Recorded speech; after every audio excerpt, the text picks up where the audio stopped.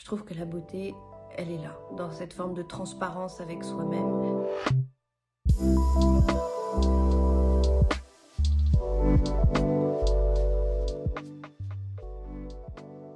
Je dirais que c'est encore ce matin. Je pense qu'il y a vraiment des petits moments de beauté, des petits détails dans une journée qui font que votre journée est belle. Et puis des grands moments, mais qu'on vit peut-être un peu plus rarement. Et heureusement, sinon, on ne saurait pas vraiment définir quand c'est un réel grand moment de beauté ou un petit détail de beauté. Mon petit détail de beauté, c'était ce matin, donc, avec ma fille. On était toutes les deux levées très tôt. Mais ce qui est magique, moi qui suis une grande dormeuse, c'est que finalement un enfant est capable de vous prendre énormément d'énergie, mais de vous en donner aussi beaucoup. Et on était toutes les deux à la fenêtre de notre appartement, puisqu'on habite au 6e étage et qu'on a une vue très très dégagée sur toute la ville. Et il y avait vraiment une lumière particulière ce matin, une lumière très jaune, avec un dégradé beaucoup plus sombre qui tirait vers le gris. Et c'était vraiment joli parce qu'on aurait dit comme un rayon de soleil qui éclairait juste une partie de cette ville, comme si le rayon avait sélectionné cette partie-là pour la mettre en lumière. Et c'était incroyable de voir ce jeu de lumière qui se déplaçait, qui arrivait progressivement jusqu'à nous, de tenir ce petit bout de chou avec qui on a ce lien tellement fort, cet amour tellement démesuré, et de partager ensemble très tôt le matin, quand les gens sont encore souvent endormis, que la ville dort, de partager ce moment hyper intime avec un être que vous aimez autant. Pour moi, c'est des petits moments qui font de grandes choses émotionnellement parlant. Et c'est des réels moments de beauté pour moi.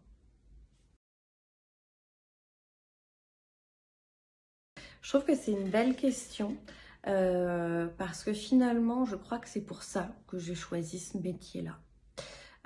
J'ai la sensation profonde que les personnes qui finissent les séances avec moi en sortent grandies. Et c'est une réelle satisfaction de s'investir autant dans ce qu'on fait, d'aimer autant ce qu'on fait, et qu'il y ait un retour si bénéfique pour les personnes qui profitent de ces séances. Pour moi, la beauté, elle est dans ce qu'on donne à l'autre et ce qu'on reçoit de l'autre.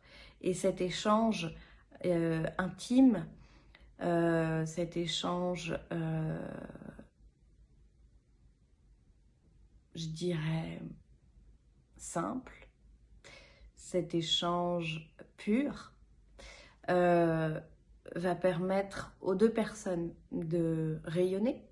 Et c'est pour ça que les gens viennent me voir et c'est pour ça que je reçois des gens. C'est pour cet échange que je trouve beau. J'en suis persuadée. Je dis souvent à mon mari qu'il faut se concentrer sur une chose belle par jour. Ça peut être une lumière, ça peut être une couleur, une odeur, deux personnes qui parlent ensemble, une petite fille qui joue avec un chien, des petites choses du quotidien qui, pour beaucoup de personnes stressées et tournées sur elles-mêmes, ne seraient pas grand-chose. Mais finalement, si on arrive à capter ce genre de petits détails du quotidien et qu'on s'en imprègne et qu'on l'amène à soi et que ça provoque un certain enrichissement, je crois que la beauté peut nous sauver. il s'agit vraiment de prendre conscience déjà de cette beauté, ne pas croire qu'elle est complètement absolue. C'est la beauté du détail, encore une fois, de la perception que l'on a de ces petits détails. Je suis persuadée qu'on peut changer le monde si tout le monde a une petite intention particulière pour la beauté. Chacun a une notion différente de ce que c'est que la beauté et chacun, en donnant le meilleur de lui-même, peut amener cette beauté au monde. Et du coup, pour l'amener à du mieux, à du plus positif, du plus respectueux.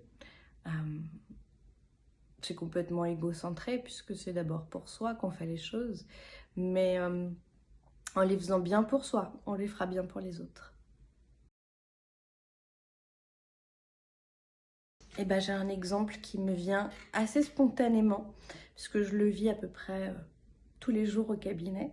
Les gens qui viennent sont donc souvent stressés, souvent angoissés, et du coup très très très loin d'eux-mêmes, très très très loin de leurs sensations.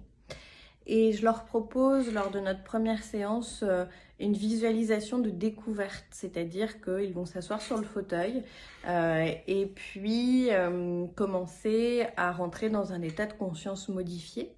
Et en revenant vers un état de conscience éveillé, c'est-à-dire cette phase de transition où ils remontent à la surface et qu'ils redeviennent conscients de tout ce qu'il y a autour d'eux, qu'ils étaient là, assis sur ce fauteuil, à écouter ma voix.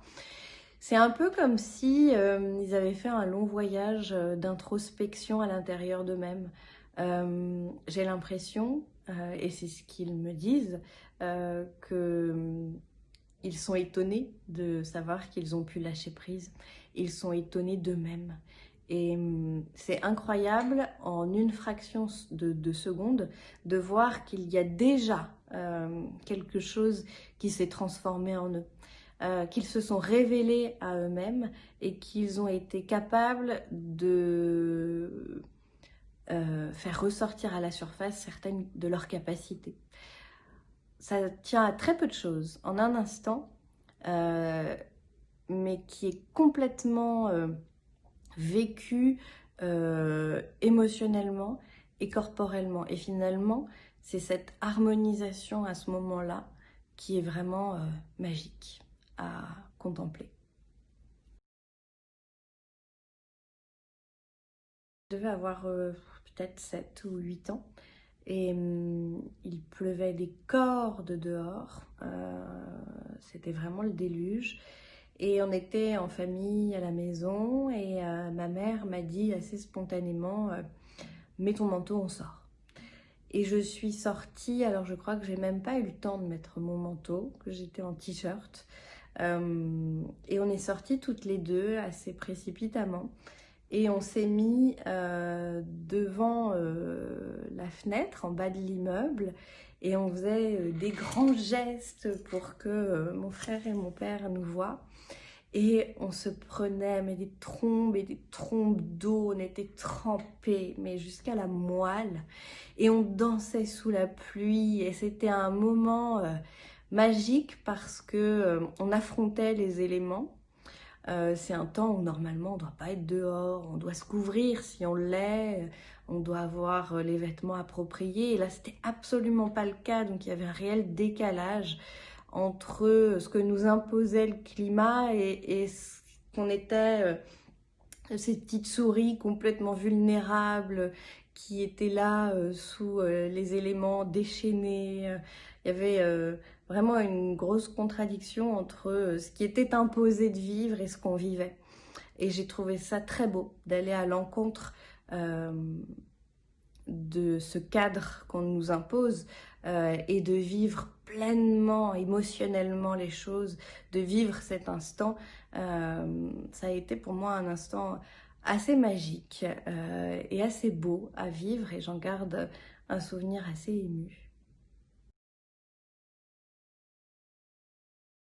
J'ai la sensation qu'il y a plusieurs sortes de beau, de beauté. Il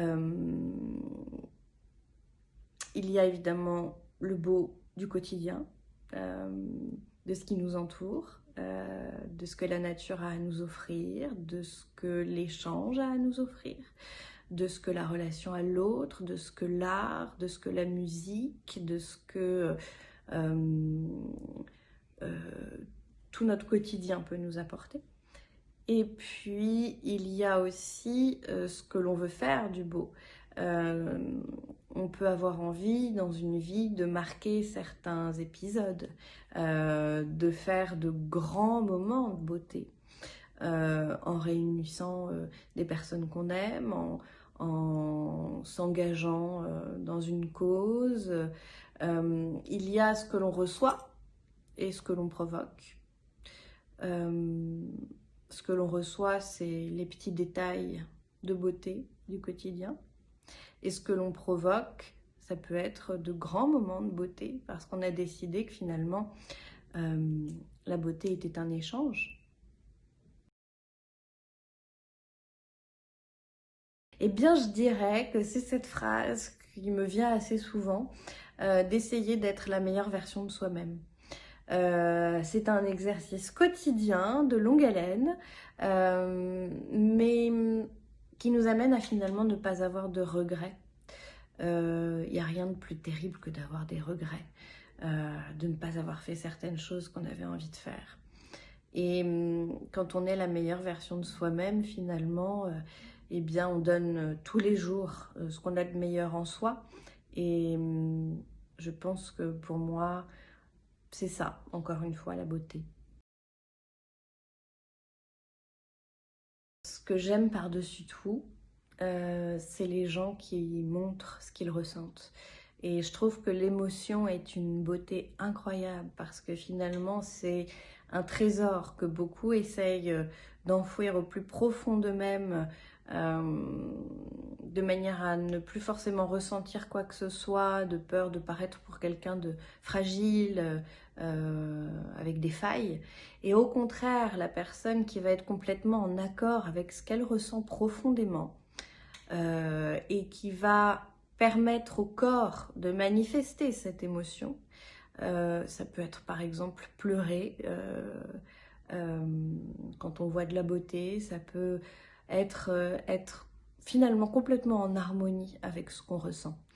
Je trouve que la beauté, elle est là, dans cette forme de transparence avec soi-même, cette forme de total un contrôle sur ce qu'on ressent intérieurement, cette manière de montrer finalement qui on est.